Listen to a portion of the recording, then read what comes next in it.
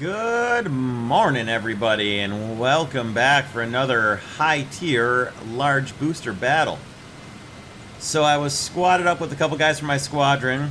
I was thinking that I had this battle recorded, and then when we got to the end and I hit the save button, that's when I noticed that when I left my OBS Studio covered up by a YouTube video window that I was watching prior to the battle starting, I didn't notice that it didn't start recording the DVR, so that's all my fault. But, of course, that's what happens when you have a good battle like this. So at any rate, trying to grind out my Object 685 and get the night vision and thermal sights for my T-80U, we got the good old gigantic Fields of Poland map here. And ordinarily I would go for Charlie, but since I had a 300% RP booster turned on and I was driving a very fast tank, I elected to go to Bravo, get the first quick capture to make some use of my 300% booster, and then I would transition over to Charlie and fight at the Charlie point. Most of the time on this map, I'll let the rest of the team go to Bravo and I'll go for Charlie to try and get Charlie started, because Charlie really is the key to victory here. So the rest of our team gets up here and stops, waiting for the other couple guys that are coming up behind us, and then the KPZ-70 goes on in and starts capping, totally oblivious to the rest of the guys waiting. So, before all of you say in the comments that it doesn't make sense to wait anymore, I don't care. It still makes sense to wait, because that fosters and encourages teamwork. Just because Gaijin changed the SP and Silver Lion rewards for capturing and waiting doesn't mean that we should all stop encouraging teamwork just because they did. We can all be better than what the game allows. Same thing goes for spawn camping. Just because a map allows you to drive straight to the spawn and ignore the objectives, doesn't mean you have to do it. But that is an argument for a different day and a different video, and I don't feel like getting into it today, so back to this video. So we finished the capture. I'm heading over to Charlie, and unfortunately, Duo gets picked off by a guy up at A.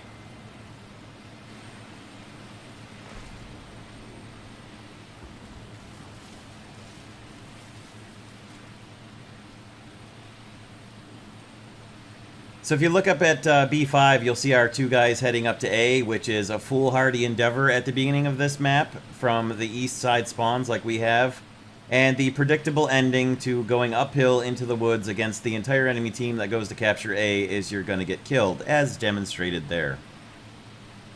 So there is a time and a place to go after the A point on this map from the eastern spawns that we have, and that is not at the beginning of the battle. Because most of the enemy team is going to go to A, like most of our team is going to go to B, and you're going to be driving uphill into trees and cover to try and take them out, where they're sitting there waiting for you. They can hear you coming, they can see you coming if they've got thermals on, and it's just not a smart early tactic. So I managed to make it into Charlie. We start capturing. I fired some artillery up at the sniper ridge just in case somebody was there shooting at our guys over at Bravo, because it's a pretty predictable spot. And we managed to get this cap just about 2/3 of the way captured, and then the capture stops. The enemy has made it into Charlie. Okay. If I had gone to Charlie straight off the beginning, we would have had Charlie capped early on, but as you'll see, it all worked out. So I get into my normal preferred spider hole here to hide inside Charlie and lock it down. So we've got it stalemated from the enemy team, so we're okay. We stopped them from taking it, and you'll notice a teammate in T-80B gets in here and takes the other side of my favored spider hole, so good on him. So this is going to be the battle's going to slow down a little bit here while we sit and just keep Charlie stalemated away from the enemy team. But you can kind of see on the mini-map, we've got pretty good fighting going on. There's a lot of long-range fighting going on between A and B right now, and it's mostly in our favor. Kuo was doing a really good job shooting up into there with his T-80U. And we also had a friendly helicopter that was doing some pretty good work for us up north. So you'll also notice we had a couple of enemy tanks make it close, trying to go around Charlie and head up and shoot to our spawn and shoot our guys at Bravo, but our team actually wiped them out, so that was good. So you will notice at some points here that I turn my engine off to listen for the enemy team, and you can hear a guy real close right now So I had my engine turned off there until my battery got down to 0%. And then we turned our engines back on, myself and the Russian next to me in his T-80B. Now my artillery is reloaded. I got a really good artillery barrage on this Type 90 right next to me, and there you can see just how close he was. Now you can zoom in pretty well on the mini-map to fire artillery, so I had a really, really tight artillery barrage. And in just a second, you'll hear just how good it was.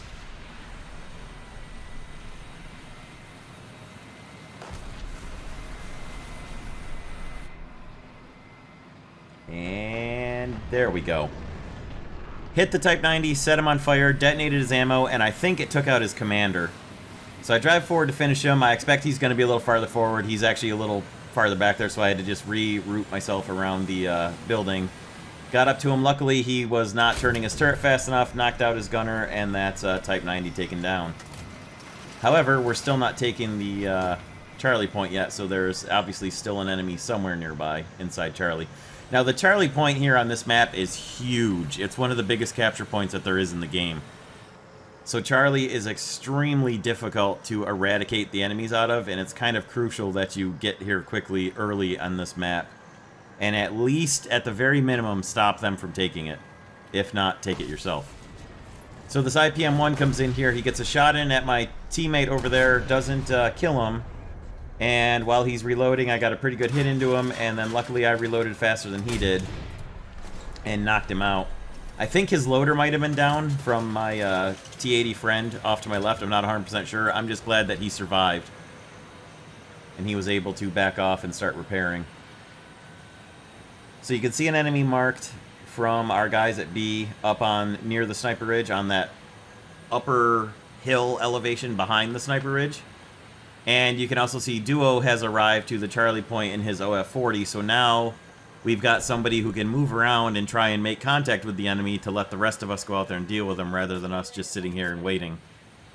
You're always at an advantage in a situation like this if you can sit still and not move and just listen for the enemy, plus your gun is obviously going to be more stable if you're sitting still. So we were alternating, myself and the T-80B next to me, just turning our engines off for a little bit until our batteries got low, and we would just sit and listen, and it worked out in a couple instances here. We could hear enemy tanks nearby. So it really did benefit us. The only thing I don't like is that your battery drains down extremely quickly, which I could understand if you were like running off of a flywheel or something, like an alternator almost, but I mean, batteries shouldn't drain unless you're actively using them. So if you're not looking around moving your turret, like for instance right now I'm looking around using the C button. There you go, everyone. Look, I'm using the C button so you can stop talking about it. I'm not moving my turret, so I shouldn't be using any battery power besides a small amount just to keep like the lights on and fire control systems going in the tank, but it shouldn't drain the battery as fast as it drains in this game. I know a lot of tanks have auxiliary power units and generators to keep the battery, you know, to keep the engine, or to keep the power on without the engine running is what I'm trying to say, but I don't know that, maybe the batteries do drain that fast. I don't know. I'm not a tanker in real life, but anyway, we're still stalemated at the Charlie point here, and Duo went up to the sniper hill, didn't find anybody. Kuo, unfortunately, finally got knocked out, but he was able to come back in his helicopter, which will sort of pay off in a little bit here as he goes in and scouts some enemies for us.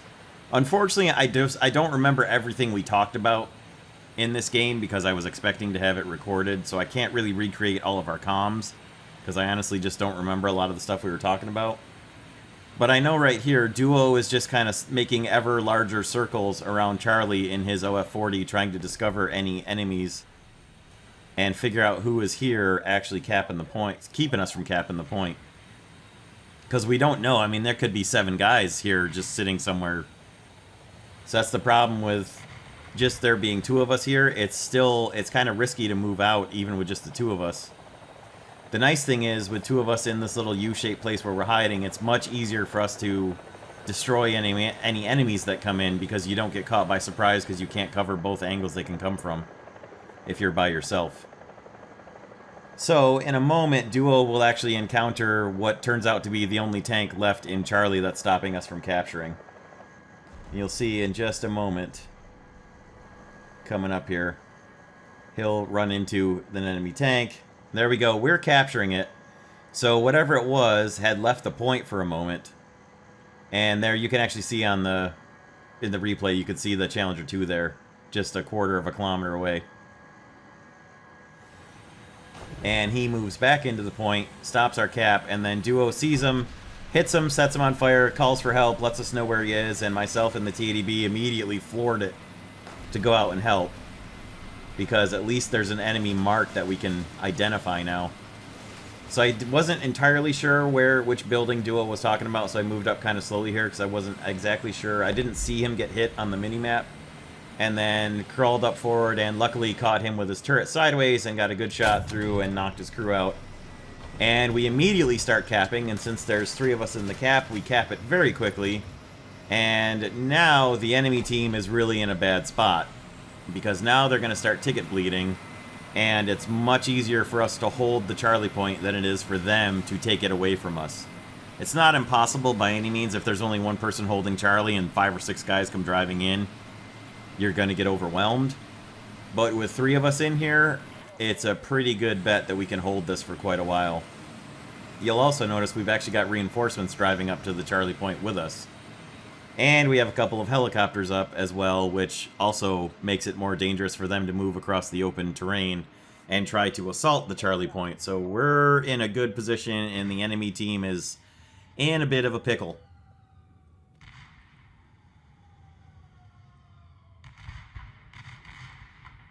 And there you can hear just how quiet it gets when you turn your engine off and just sit.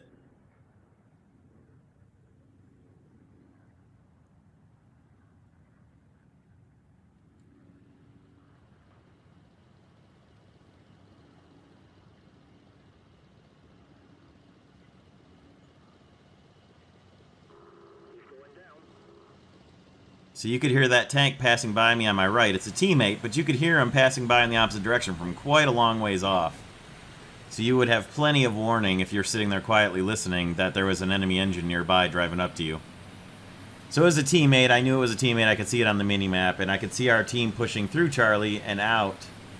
And you can actually see here, I kind of scared the Leopard 2A5 by my engine suddenly starting and driving up behind him.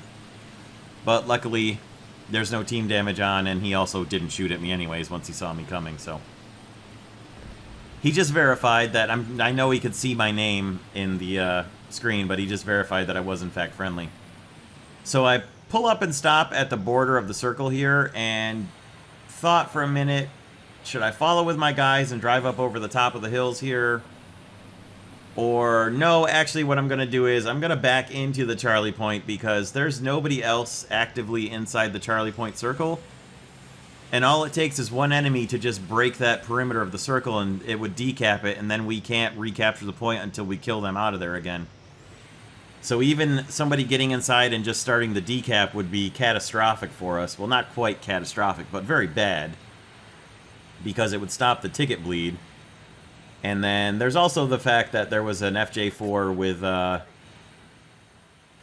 bullpups on board that was flying over the airfield too. So I elected to stay inside a bit of cover inside the buildings at Charlie rather than drive out in the open fields, as I already mentioned before, where the enemy was vulnerable to air attack trying to get into Charlie. I decided to not set myself up for the same disaster. So I went back in, decided I'm just going to park it back in my spot again, and I'll just wait as a reserve for in case my squad needs some help somewhere. And I'll just hold Charlie down. And it turned out to be a very good thing that I did so. So as I get back into position here, I went for the center point rather than back in one of the corners, so I was a little less likely to get spotted by somebody coming around either side, to the left or the right. And you'll notice again, there's a Type 90 just less than a quarter of a click away. And I actually heard his engine and pull up. I spot him right there. He's looking at me, and I gambled and chanced a shot at his track there. And thank goodness it broke it, because if it didn't, he probably would have killed me, and then he would have decapped Charlie. Because I was in fact the only person left. Now there's a bunch of teammates circling Charlie, and I certainly wouldn't have been able to mark them after he killed me, but luckily it broke his track, stuck him in that spot, and I was able to call artillery in on a good artillery barrage again. And I relocated so he wouldn't hopefully be expecting me over here, and sat and waited on him. Now he called artillery as well, and the funny thing here is I damaged him, and you'll notice that's all my final artillery barrage hitting, and then here comes his artillery barrage, and I'm pretty sure he killed himself with his artillery there. But I had damaged him previously with both my artillery and my main gun, so I got credit for an artillery kill there. I think what actually happened is his artillery killed him, and I got credit for it. But I'm not 100% sure. There might have still been one of my artillery shells falling, but I believe that my final artillery barrage fell before he got killed, so I think he killed himself. But at any rate, I got credit for the artillery kill there, so worked for me. And at the time, I thought I had just straight up killed him with my arty. It's not until I watched this replay a couple times, getting ready to post-narrate it, that I realized that he also fired artillery, and his artillery barrage came down a moment after mine, and I believe pretty sure that's what happened. So we had a guy over at their spawn in the south shooting up into our guys at Bravo, so I pulled over here to take a look at him after we knocked that other guy out, that Type 90. And I'm actually still inside the Charlie point. The Charlie point here extends all the way out partially into the lake right there. You can see just in front of me here when I zoom back out. You can just kind of see the border. Well, it's just off to the left, but there you go. You can see it off to the left there. The border for the capture point actually goes down into the water at the south of the lake there. South of the village into the lake. And it goes all the way north above the village again. It is a huge capture circle. So that you can see with all those buildings and all the places to hide in here, that's what makes C such a crucial point to get to as soon as possible on this map, because it is so hard to find anyone hiding in all the different places you can hide here. So you can really hold Charlie by yourself for a very long time if you can get into a good hiding spot. So, getting back to the battle, on the minimap, you can see Duo is being engaged by an ADATS that he's calling out, and I had previously set up for ATGMs to be my second reload, hoping that I would see an enemy all the way down from the lake, and I was able to hit the ADATS with an ATGM, which is going to take him out pretty much 100% of the time. AP FSDS is probably going to go right through there and overpen without doing much damage, but ATGM... probably going to get him with the high explosive blast, especially after this morning. I'm narrating this on the 10th of October, and they added hull break to the ADATs, so ATGMs are going to be even more useful against against ADATs now, because it's had hull break added in.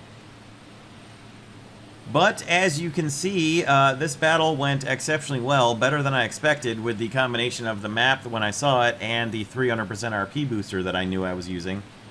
I didn't tell my squad mates that I had a 300% booster turned on until sometime near the end of the battle. I made sure I kept it quiet, because I believe in silly superstitious things like that. And pulled around here looking for any enemies down at the southern spawn. Don't see anybody. We know there's one guy left. I think at this point there were one, maybe two left. I believe it was just one guy left right now, and it's... there we go. So there's a P-47 shot down. And the SPAA had been killed, and the Type 75 had left the battle, which left just this FJ-4B up. So he's the last guy left. I tried to lead him, and then he rolled away because we had Duo coming in to chase him in his G91, and I tried to tracer at him, but I couldn't actually see him in the actual battle here, so my tracers are well behind where they need to be. I'm not leading him enough, but I couldn't actually see him, so just kind of drove across the battlefield here looking for any place I could give Duo some support on the guy, and as I get to the open, still searching for any potential respawn enemies, of which there were none. Duo manages to catch him and shoot him down, and then the battle ends. And there we had it. Best squad achieved, and as you can see, 5 kills, 2 caps, 3rd place on the team, no deaths, with a 300% RP booster on. And that 300% RP booster paid really well. 26,000 RP towards my Object 685. And pretty good awards. my squad did pretty good. The whole team did really well there, actually. That was a very nice battle. There's all the kill feed. And part 2 of the kill feed. You can see things went pretty well for us from the start. And I finished my NVD, and I finished the NVD upgrade because they were both pretty close to being done. And that's it. Special thanks to all my YouTube subscribers, my Twitch subscribers and followers, and especially my Patreon supporters. Link right there if you're interested. Thanks for watching, everybody. Have a great rest of your day. We'll see you in the next video.